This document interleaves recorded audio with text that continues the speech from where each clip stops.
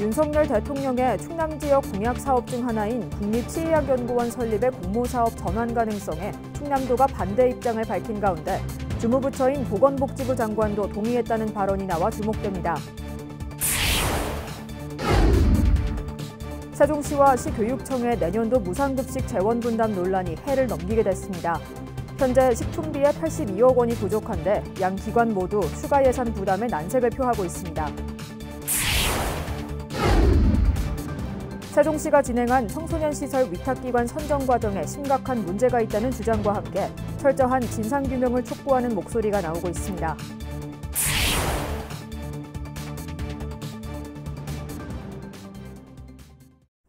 시청자 여러분 안녕하십니까? BTV 뉴스입니다. 국립치의학연구원 설립은 윤석열 대통령의 충남 지역 공약 사업이죠. 하지만 공모사업 전환을 전제로 일부 타 시도에서 유치전에 뛰어들었는데요. 공모로 진행해선 안 된다는 충남도의 입장에 주무부처인 보건복지부 장관도 동의했다는 발언이 나왔습니다. 송용환 기자의 보도입니다. 지난 14일 국립경찰병원 분원을 유치한 아산시. 이 사업은 당초 윤석열 대통령의 충남 지역 공약이었지만 경찰청이 전국 지자체를 대상으로 공모를 벌여 19개 시군이 유치전을 벌였습니다. 경찰병원 분원은 예정대로 아산품에 안겼지만 공모 사업으로 전환된 것에 대해선 아쉬움이 남습니다. 윤 대통령과 김태흠 충남지사의 또 다른 공약사항인 국립치의학연구원 천안 설립. 천안은 당국대 치과대학과 치과병원이 입지해 있고 여기에 국내 1위 임플란트 기업인 오스템 임플란트가 공장을 조성할 예정이어서 최적지로 꼽힙니다. 하지만 경찰병원 분원 사례처럼 일각에서 공모 전환 가능성이 제기되면서 타 지역에서도 눈독을 들이고 있습니다.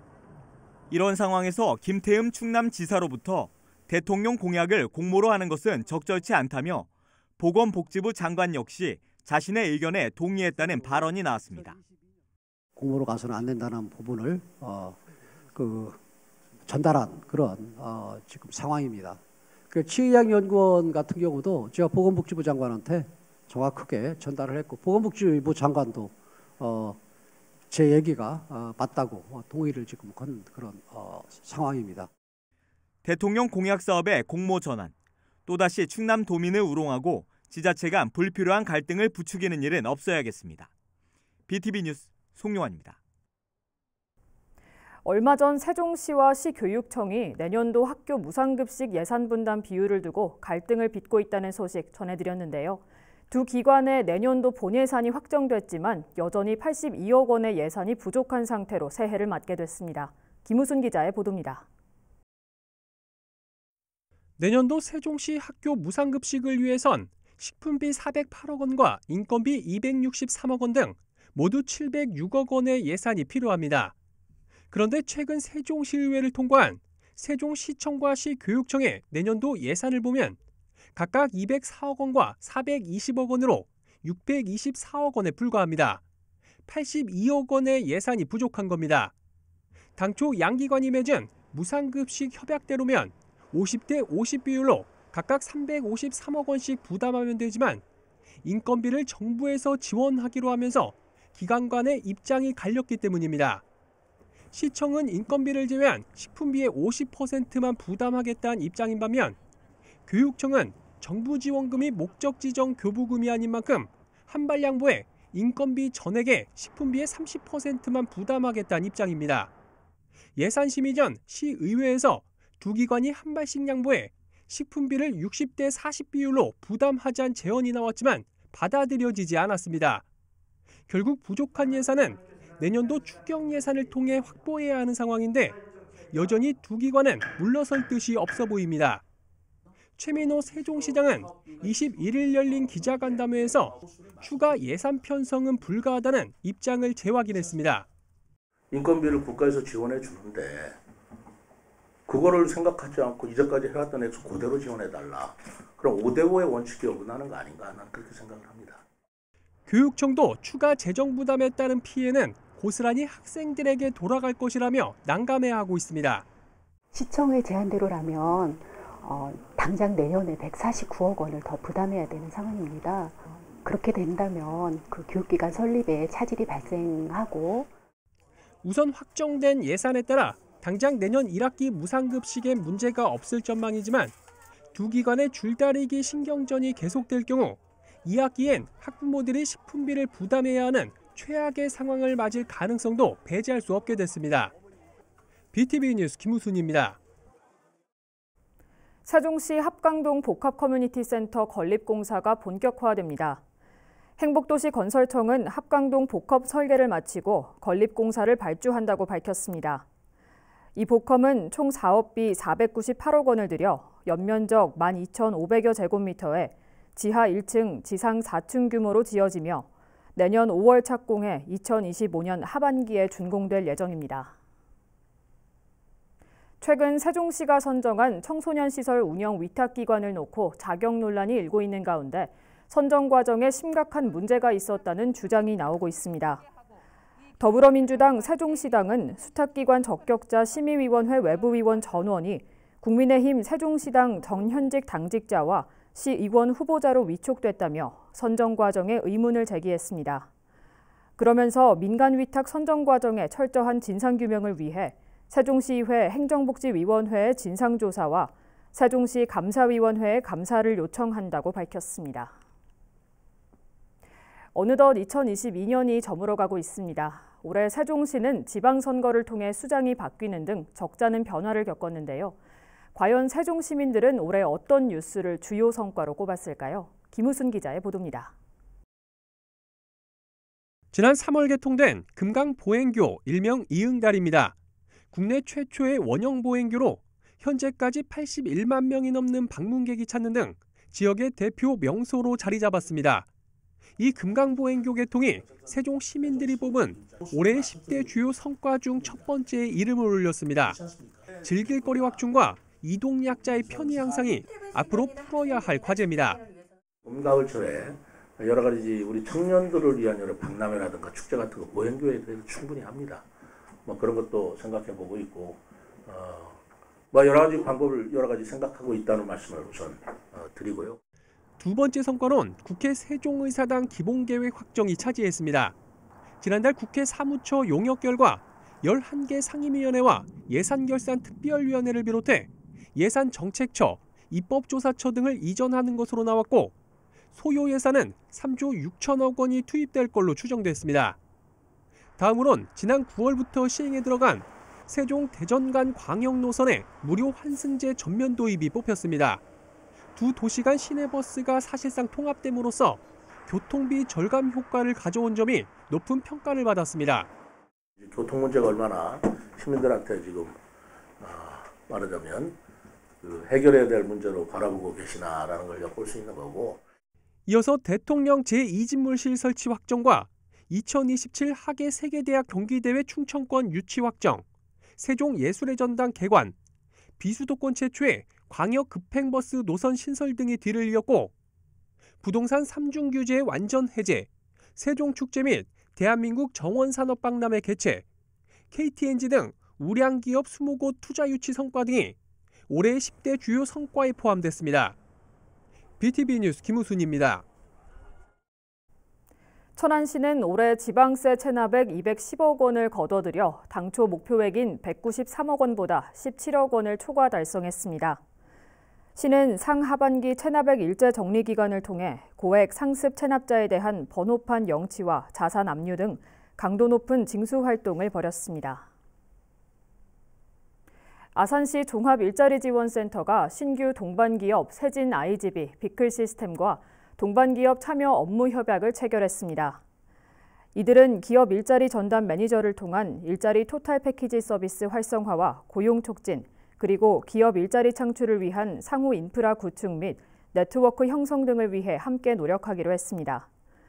동반기업은 구인구직 미스매칭 해소를 위해 아산시 종합일자리지원센터와 지속적으로 소통 교류하는 관내 우수 기업입니다. 충남을 대표하는 문화상품으로 동재기 세트가 선정됐습니다. 이번에 선정한 동재기 세트는 동판을 두드려 모양을 내는 전통 제조 방식으로 주전자와 잔으로 구성됐습니다.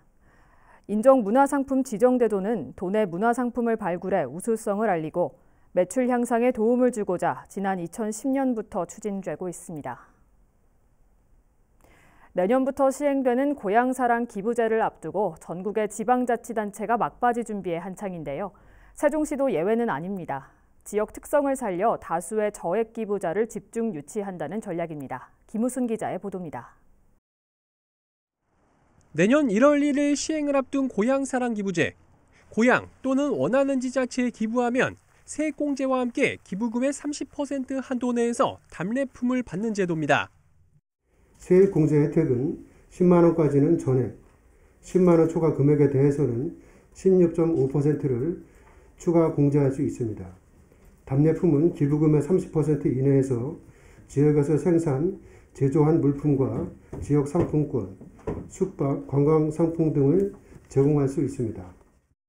세종시는 답례 품목 전수조사를 통해 지역에서 생산되는 모두 72개 품목을 추렸으며 이 중 선호도 조사를 통해 이달 중 30여 개 품목을 최종 선정할 계획입니다.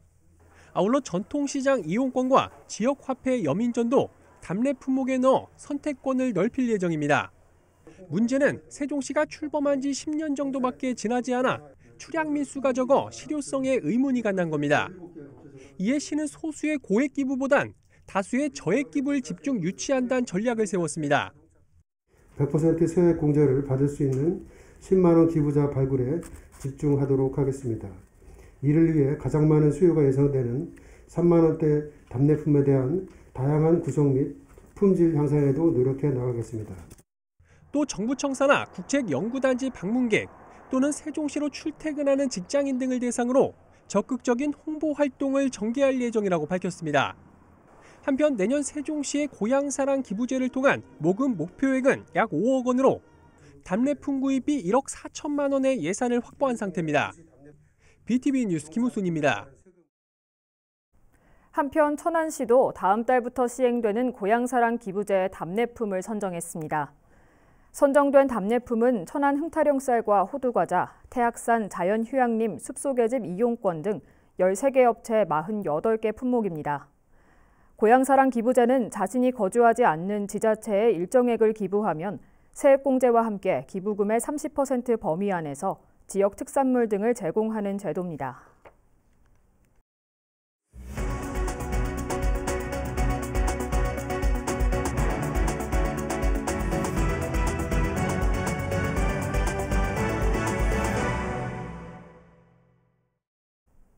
역사적 가치는 높지만 잘 알려지지 않은 문화재들이 많죠.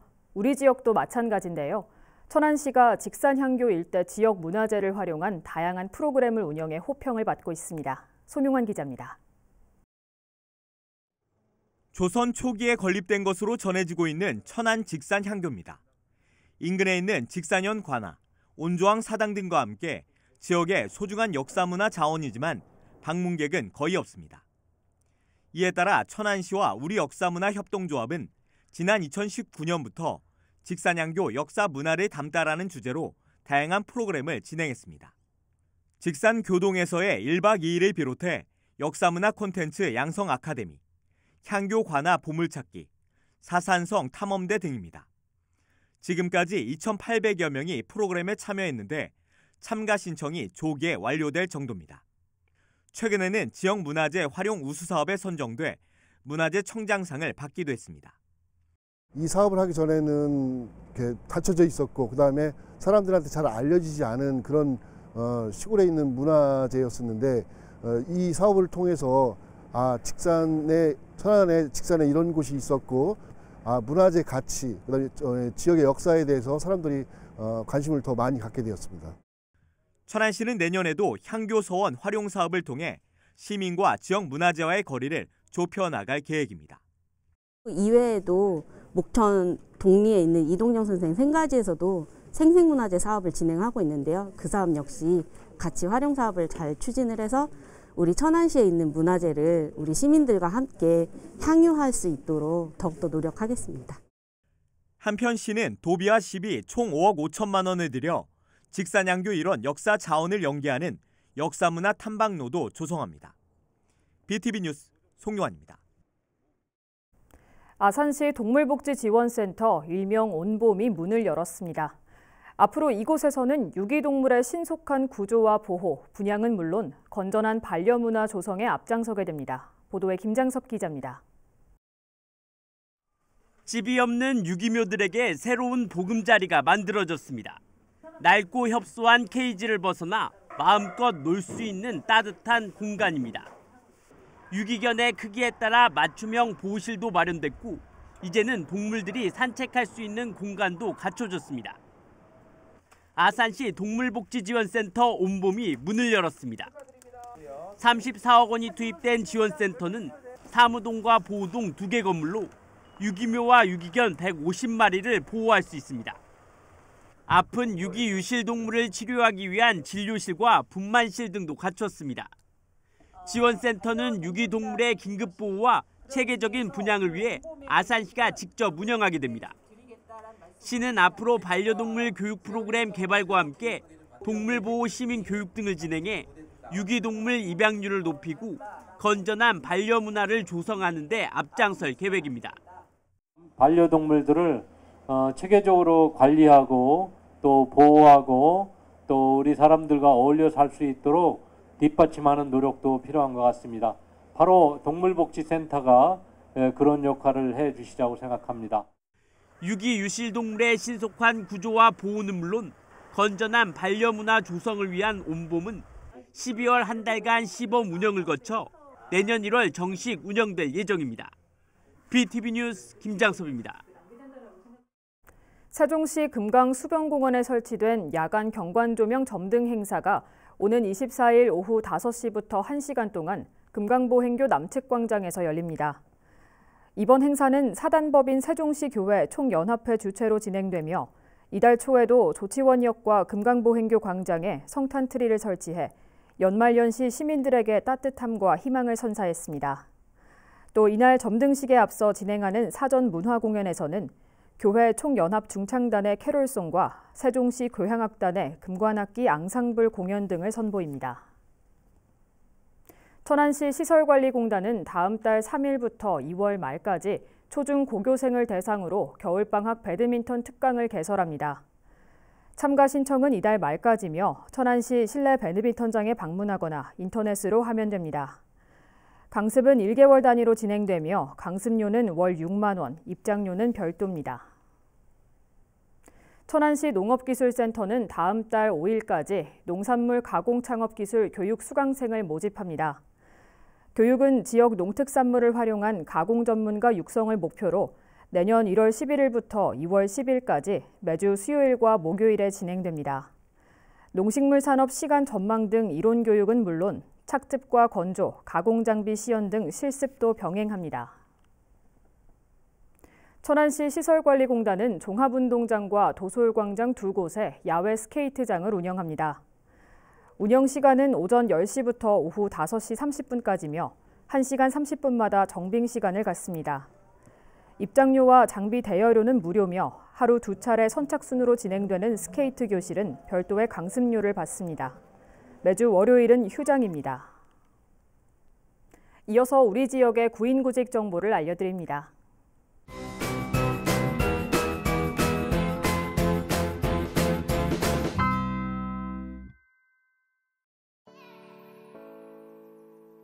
주식회사 제이원에서 경비원 1명을 채용합니다.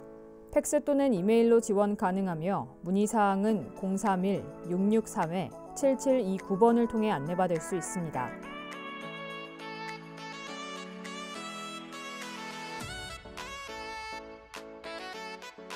은솔 노인주간보호센터에서 간호조무사 1명을 채용합니다. 직접 방문하거나 팩스로 지원 가능하며 문의사항은 041-574-6300번을 통해 안내받을 수 있습니다.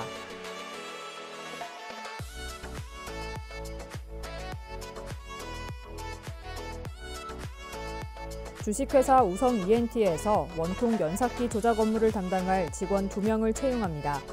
직접 방문하거나 이메일로 지원 가능하며 문의사항은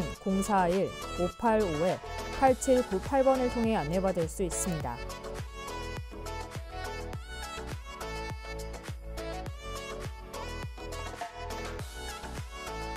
주식회사 희망세상에서 요양보호사 2명을 채용합니다. 팩스 또는 이메일로 지원 가능하며 문의사항은 031-224-0318번을 통해 안내받을 수 있습니다.